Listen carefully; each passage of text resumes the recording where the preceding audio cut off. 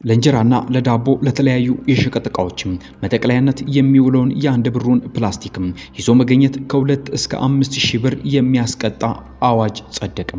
ማንኛውም ሰው አንድ ጊዜ ብቻ ጥቅም ላይ የሚውሉ የፕላስቲክ ከረጢት ይዞ ከተገኘ ከ2 እስከ 5000 ብር የሚያስቀጣው አዋጅ ዜጎችን በማያውቁት ጉዳይ ለቅጣት የሚዳርግ ነው የሚል ትችት ከምክር ቤት አባላት ቀርቦበታል። የህዝብ እንደራሴዎች ምክር ቤት ዛሬ የጸደቀው የደረቅ ቆሻሻ አያያዝና አወጋገድ አዋጅ ማንኛውም ሰው አንድ ጊዜ ብቻ ጥቅም ላይ የሚውል የፕላስቲክ ከረጢት ይዞ ከተገኘ ከ2 እስከ 5000 ብር እንዲቀጣም ይደነግጋል።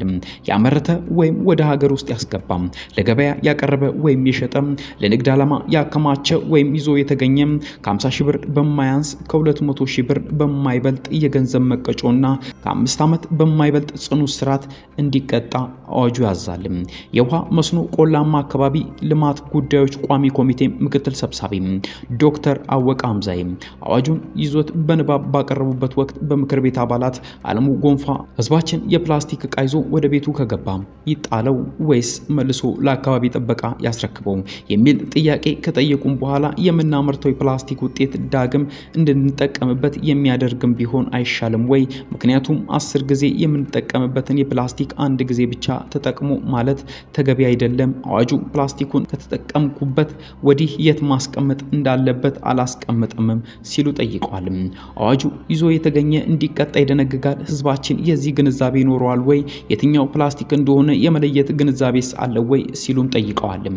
ሌላው አንድ የምክር ቤት አባል በበኩላቸው ማንኛውም ሰው ፕላስቲክ ይዞ ከተገኘ ከ2 እስከ 5000 ብር እንዲቀጣ ይደነግጋል።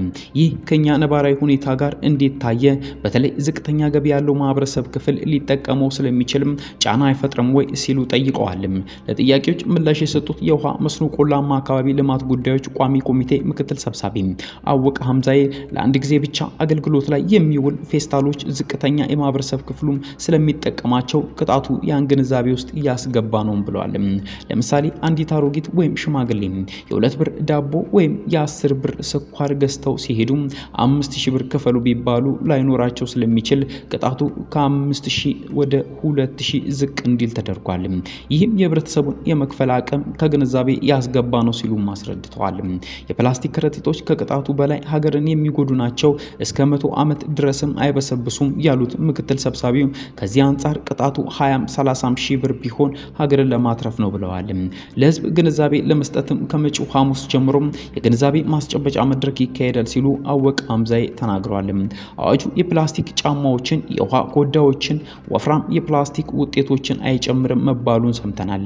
አዋጁ ማንኛውም ሰው ከመኖሪያ ቤቱ ድንበር አንስቶ ከ20 ሜትር በላይ አካባቢ የማጽዳት ግዴታንም ያስቀምጣል።